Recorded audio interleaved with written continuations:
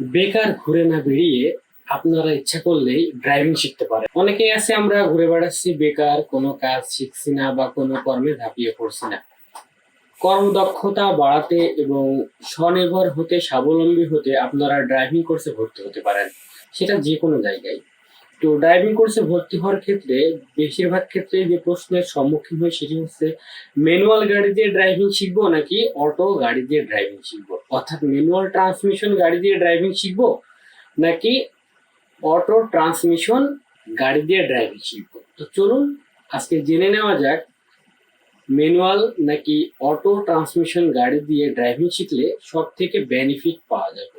তো চলুন ভিডিওটি শুরু করা যাক। ভিডিওটি শুরু করার আগে আপনি যদি আমাদের চ্যানেলে নতুন হয়ে থাকেন তাহলে অবশ্যই চ্যানেলটিকে সাবস্ক্রাইব করে পাশে থাকা বেল আইকনটি প্রেস করে অল নোটিফিকেশন অন করে দিবেন। ম্যানুয়াল বিষয়টা কি, ম্যানুয়ালটা কিভাবে আসলে শিখতে?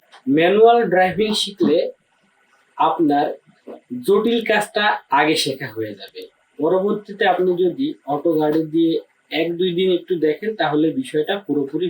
সবসময় চেষ্টা করা উচিত ম্যানুয়াল গাড়ি দিয়ে ড্রাইভিং শেখা, অর্থাৎ পুরো বিষয়টা ম্যানুয়ালি কিভাবে সম্পন্ন হয় সেটা যদি আপনার জানা থাকে তাহলে ওই জিনিসটাকে যখন আপনি অটোমেটিকে যাবেন তখন আপনার বিষয়টা বুঝতে আরো সহজ হয়ে যাবে।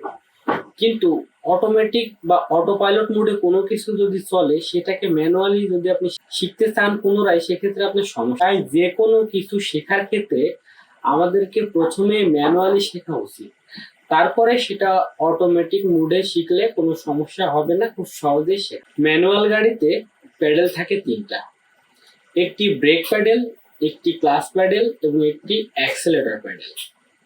তো যখন একটি ম্যানুয়াল গাড়ি আমরা শিখি বা শিখতে যাই তখন আমাদেরকে যে ট্রান্সমিশন লেভার আছে এই ট্রান্সমিশন লিভারটাকে আমাদের ম্যানুয়ালি 1-এ, 2-এ, 3-এ, 4-এ অথবা রিভার্স গিয়ারে দিতে হয়। আর দেওয়ার সময় আমাদেরকে অবশ্যই ক্লাচ প্যাডেলে প্রেসার দিয়ে রাখতে হয়, অর্থাৎ গাড়ি ক্লাচ অবস্থায় রেখে তারপরে আমাদেরকে ট্রান্সমিশন চেঞ্জ করতে হয়। তো গাড়ি ক্লাচ অবস্থায় থাকা মানে সাময়িক নিউট্রাল অবস্থায় থাকা।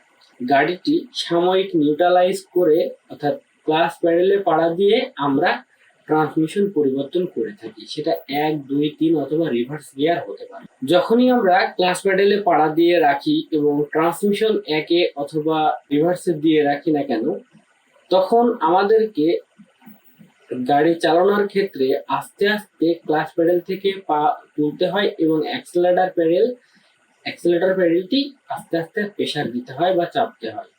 এই অ্যাক্সেলেটর প্যাডেল এবং ক্লাচ প্যাডেলের মধ্যে একটি ভারসাম্য বজায় রেখে আমাদেরকে গাড়ি নিয়ন্ত্রণ করতে হয়। এই 2 প্যাডেলের মধ্যে নিয়ন্ত্রণ এবং ট্রান্সমিশনের ধাপগুলোকে ঠিকমতো মনে রেখে বা সাম্য অবস্থায় রেখে আমাদেরকে গাড়ি নিয়ন্ত্রণ করতে হয়।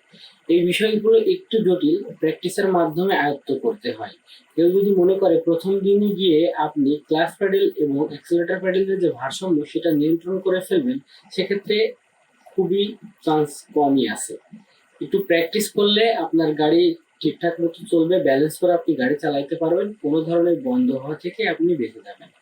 তাই অবশ্যই আপনাদের উচিত যে ম্যানুয়াল গাড়িটি সর্বপ্রথম আপনাদেরকে শিখে নেওয়া, কারণ আপনি ড্রাইভিং শেখার পরে যদি কোথাও চাকরি করতে চান সেক্ষেত্রে সেই মালিকের গাড়ি ম্যানুয়াল হতে পারে অথবা অটো হতে পারে, কোনটা হবে সেটা আপনি জানেন না। তাই আপনাদেরকে অটো ম্যানুয়াল দুইটাই দেখে নেওয়া উচিত।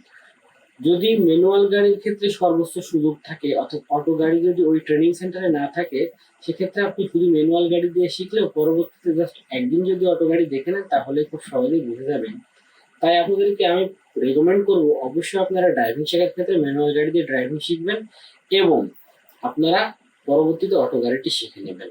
অটো গাড়ির ট্রান্সমিশনের ক্ষেত্রে খুব জটিলতা নেই, শুধু প্যাডেলের ক্ষেত্রে ব্রেক প্যাডেল এবং ক্লাচ প্যাডেল থাকে। ওই ব্রেক প্যাডেল এবং ক্লাচ প্যাডেল একই সঙ্গে কম্বিনেশন করা থাকে, অর্থাৎ ব্রেক এবং ক্লাচ একই লিভারের মধ্যে আপনার কম্বাইন করে দেওয়া থাকে। ব্রেক চাপলে ক্লাচ হবে অটোমেটিক। এভাবেই মূলত আপনারা অটো গাড়ির ট্রান্সমিশন সিস্টেমটি ব্যবহার করতে পারেন। অটো গাড়িতে জাস্ট আপনি ব্রেক প্যাডেলে পাড়া দিয়ে আপনি ডিতে দিয়ে দিতে পারেন, ট্রান্সমিশনটা ডিতে দিলে ড্রাইভ হবে। তাই অবশ্যই আপনারা ম্যানুয়াল গাড়ি দিয়ে শিখবেন, সেক্ষেত্রে পরবর্তীতে আর অটোমেটিক শেখার প্রয়োজন পড়বে না বা একটু দেখলেই হয়ে যাবে।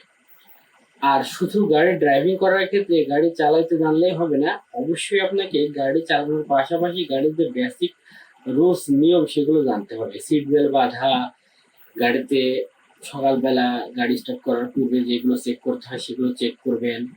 আপনার গাড়ি কোথাও গিয়ে পাংচার হয়ে যেতে পারে, কিভাবে চাকা রিপেয়ার করবেন, চাকা খুলবেন, রেডিয়েটরে পানি কতটুকু আছে, কখন দিতে হয়, বিভিন্ন বিষয় আছে, এগুলো আপনারা চেক করবেন। মোবিল টোবেল এগুলো আছে কিনা ঠিকঠাক মতো, পানি টানি, পাওয়ার অয়েল, ব্রেক অয়েল, এই সমস্ত ব্যাপারগুলো বুঝে নেবেন।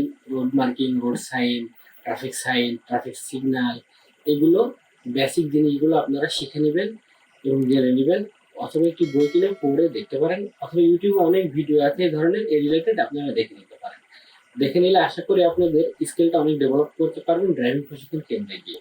অবশ্যই ড্রাইভিং প্রশিক্ষণ কেন্দ্রে গিয়ে ইনস্ট্রাক্টরের কাছ থেকে আপনাদেরকে পুরোপুরি জ্ঞানটি তার কাছ থেকে নিয়ে নিতে হবে। সে হয়তো বা চাইবে না সম্পূর্ণ ডিটেলস আপনার কোর্সের মধ্যে আনতে, কিন্তু আপনি তার কাছ থেকে জেনে নেবেন বা বুঝে নেবেন। তো ফ্রেন্ডস, আজকের ভিডিওটি এ পর্যন্ত। আমার এই ভিডিওটি যদি ভালো লাগে অবশ্যই ভিডিওটি লাইক দিবেন, কমেন্ট করবেন, আপনার বন্ধুদের সঙ্গে শেয়ার করবেন। তাহলে আপনি এ ধরনের তথ্যমূলক নতুন ভিডিও আপনি সবার প্রথম পেয়ে যাবেন।